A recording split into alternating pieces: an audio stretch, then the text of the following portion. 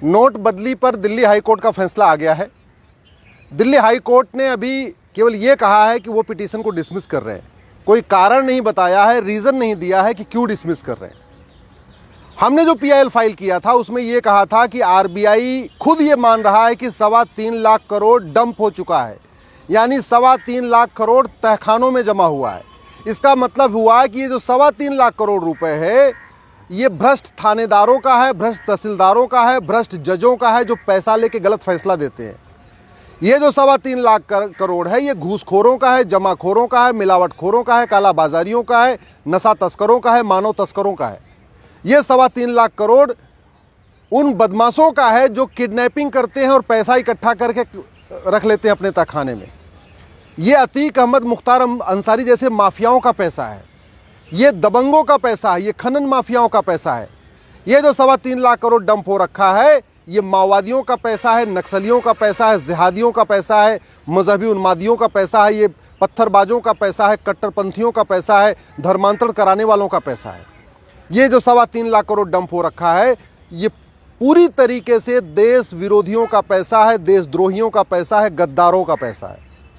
और जब भारत में टोटल 225 करोड़ बैंक खाते खुल चुके हैं, 48 करोड़ जनधन खाते हैं, फिर सेविंग अकाउंट है, फिर करंट अकाउंट है, फिर पोस्ट ऑफिस का अकाउंट है, फिर पीपीएफ अकाउंट है, टोटल भारत में इस समय 225 करोड़ बैंक खाते हैं। परिवार 30 करोड़ है भारत में और खाते 225 करोड़। भारत का हर परिवार बैंक से जुड़ चुका है। 30 करोड़ परिवार रहते हैं और 130 करोड़ आधार बन चुका है, तो भारत के हर परिवार के पास आधार कार्ड भी है। तो मेरी ये मांग थी कि कम से कम बैंक में जो लोग पैसा जमा करने आ रहे हैं उनका आधार देखा जाए, ये देखा जाए कि जो पैसा आ रहा है वो वही आ रहा है या किसी और से जमा करवा रहा है।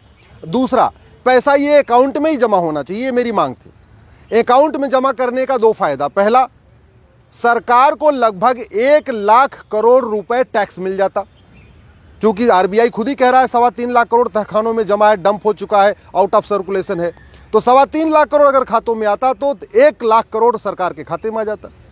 दूसरा, ये जब 3.25 लाख करोड़ खाते में आता तो सरकार को भी पता चलता कि ऐसे कौन लोग हैं जो न नौकरी पेशा है, न धंधा व्यापार करते हैं, न कभी इनकम टैक्स देते हैं, फिर इतना पैसा उनके पास कैसे आ गया। तो काला धन भी पकड़ में आ जाता, काले धन का स्रोत भी पकड़ में आ जाता, और जो गलत काम करने वाले हैं वो भी पकड़ में आ जाते। अल्टीमेटली आदमी पैसा लेके जासूसी कर रहा है, पैसा लेके गद्दारी कर रहा है, पैसा लेके किडनैपिंग कर रहा है, पैसा लेके मर्डर कर रहा है, तो उनको पकड़ना बहुत आसान था। इसलिए मैंने मांग किया था। अब फैसला चूंकि आया नहीं है, कोर्ट ने केवल 1 लाइन बोला है, डिसमिस्ड। क्यों डिसमिस किया है कोई रीज़न अभी तक नहीं पता चला। फैसला आएगा, मैं पूरा जजमेंट पढ़ूंगा, उसके बाद देखूंगा कि इसको हाई कोर्ट में दोबारा आप रिवीजन के लिए रिक्वेस्ट करना है, रिव्यू के लिए रिक्वेस्ट करना है, या इसको सुप्रीम कोर्ट लाना है। क्योंकि टाइम तो लगातार भाग रहा है, 30 सितंबर तक डेडलाइन है। एक सप्ताह हो गया जजमेंट आने में, तो स्वाभाविक सी बात है इसको दोबारा अभी अपलोड हुआ नहीं, अपलोड होके पढ़ने। अब मैं ये देख रहा हूँ कि इसको करना क्या है, लेकिन मेरा ये मानना है कि तत्काल सरकार को इस पे कॉग्निजेंस लेना चाहिए। माननीय प्रधानमंत्री जी को इस बात का कॉग्निजेंस लेना चाहिए कि ये 3.25 लाख करोड़ आम जनता का पैसा नहीं है, ये भ्रष्टाचारियों का पैसा है, ये उन लोगों का पैसा है जो भाड़े पे लोगों का मर्डर करते हैं, जो 5 लाख 10 लाख रुपए दे के मर्डर करते हैं। ये उन लोगों का पैसा है जो दूसरों की ज़मीन पे कब्जा करते हैं, उसको बेच देते हैं। ये उन लोगों का पैसा है जो हमारे देश में हमारे युवाओं को नशे से बर्बाद कर रहे हैं। कश्मीर से केरल तक जो ड्रग स्मगलर का नेटवर्क है, ये उनका पैसा है, हमारी पूरी युवा पीढ़ी को बर्बाद कर रहे हैं। तो नशा तस्करों को पकड़ने का सबसे अच्छा तरीका यही था कि पैसा खाते में डाला जाता। भाई सीबीआई रेड मारती है 10-20 करोड़ मिलता है, ईडी रेड मारती है 20-50 करोड़ मिलता है। यहाँ तो सीधे 3.25 लाख करोड़ है और उसको पकड़ना आसान है। कहीं रेड भी नहीं मारना, कहीं छापा भी नहीं मारना। या तो वो डर के मारे पैसे को नदी नाले में फेंक देते या जला देते, और बैंक में जमा करने आते तो पकड़ में आ जाते। दोनों तरीके से सरकार की विन विन सिचुएशन थी। और अगर वो पकड़ में आते तो कम से कम उनको एक सबक मिलती।